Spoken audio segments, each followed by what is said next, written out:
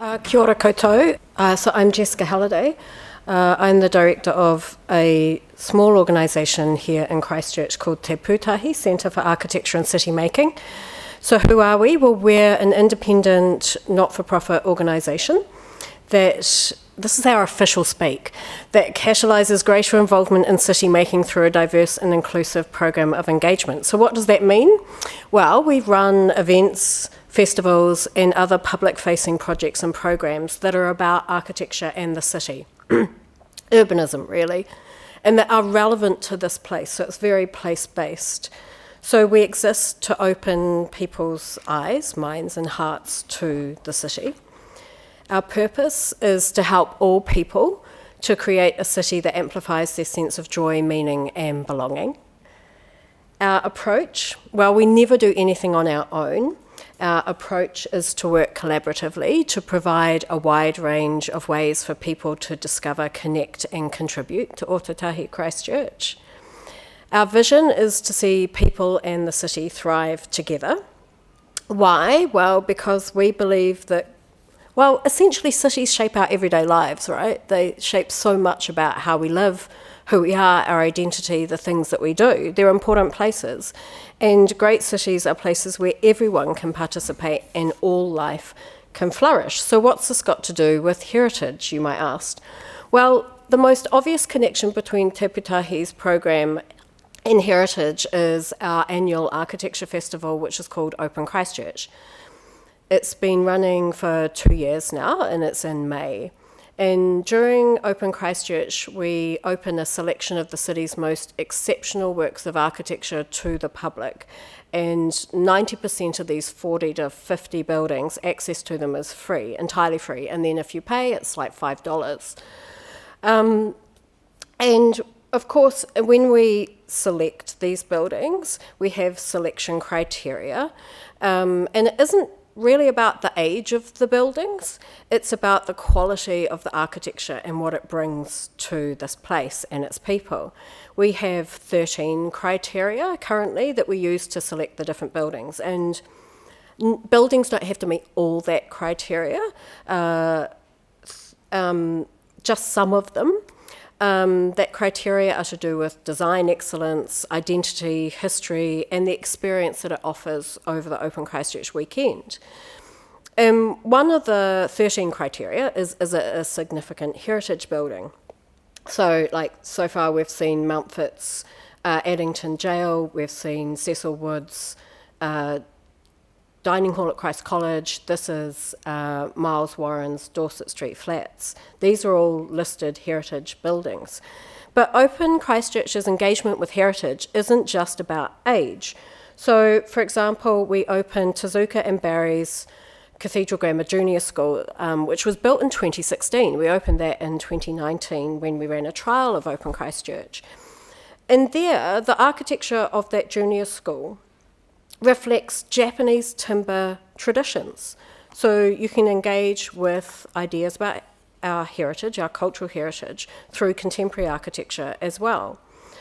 Or when, for example, Te Hōhepa Kohanga Reo opened their award-winning building, which was opened in 2020, when they opened it for Open Christchurch this year, yes, the architects from Bull O'Sullivan were there to talk about the architecture, but the kaiako of the Kohanga Reo also talked about their own history of their organisation, about their kaupapa and the tikanga of the Kohanga Reo, and how it was reflected in the architecture and design of the building.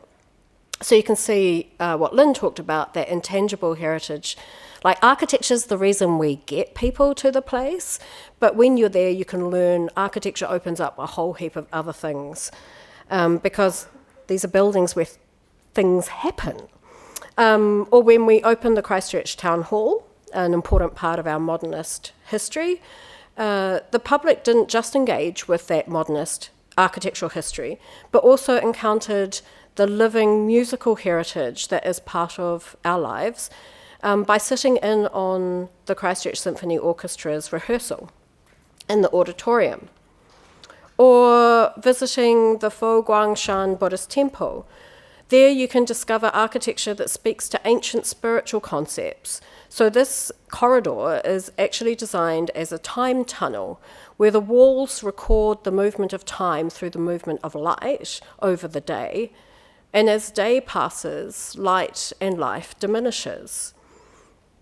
For Open Christchurch, we also work with Mata Pōpere Trust, the mandated voice of mana whenua in the rebuild, and their staff and trustees inform the way we write about and share the work that they've done recently in the city. Joseph Hullen, one of their trustees and current chair, leads city walks for Open Christchurch. It's an opportunity to learn about and engage with mana whenua's history, connection, values, identity, and how it is now currently expressed in the built environment and the natural environment of the city. Open Christchurch, surprisingly, is also a way to engage with natural heritage. So when we celebrate buildings, for example, at Oroa Pairoa Travis Wetland, those works of architecture, and you can just see the building, the bird hide through the Takoko, they exist to facilitate our relationship with that place, with the wetland and the natural heritage there. So, being part of Te Pūtahi and directing the organisation is a huge privilege for me. I get to work with a wide range of people and organisations who share my passion for architecture and the city and the future of this place and its people and the living systems here. We get to work with and host and discuss city-making ideas and issues with visitors and thinkers and doers from around the globe and across Aotearoa. So how do you get into this type of work? Well, there isn't secret sauce for this. You don't have to do what I did, which is I got a PhD in art history, discovered I didn't want to be an academic, but cared passionately about public engagement with architecture in the city. That's one way to do it, perhaps. I'd certainly recommend any good arts degree in a topic you are passionate about, whether it's heritage and museum studies, history, art history or architectural history, cultural studies. But it doesn't have to be one of those. People who work with us and have worked for us have degrees in architecture and design, philosophy, French, classics, English and literature, planning and environmental management, geography and fine arts. I do recommend, however, that what you do too is volunteer, especially for the third sector, so that's not-for-profit and charitable organisations, and for the public sector. Even if you only do it once, like a one-off, you don't have to make a regular commitment. Just get out there and see what these organisations are doing and how you can be part of it, make connections. You should certainly attend and pay attention when you're at public events and lectures and exhibitions, talks and tours and festivals, and visit heritage places and buildings. Get involved in your own community, perhaps even initiate events and projects while at school and university. It's certainly something I did and gained a lot from, and do it for that community. Now, write, tweet, make TikTok videos, I don't care what it is, but use whatever means you have to reflect on the events that you go through, record them. And in that way, you might join or create a community of like-minded people you can work with in the future. Most importantly, get out into the city and look at what's here, or the place that you live, wherever that might be. Talk to people, ask them about what they care about.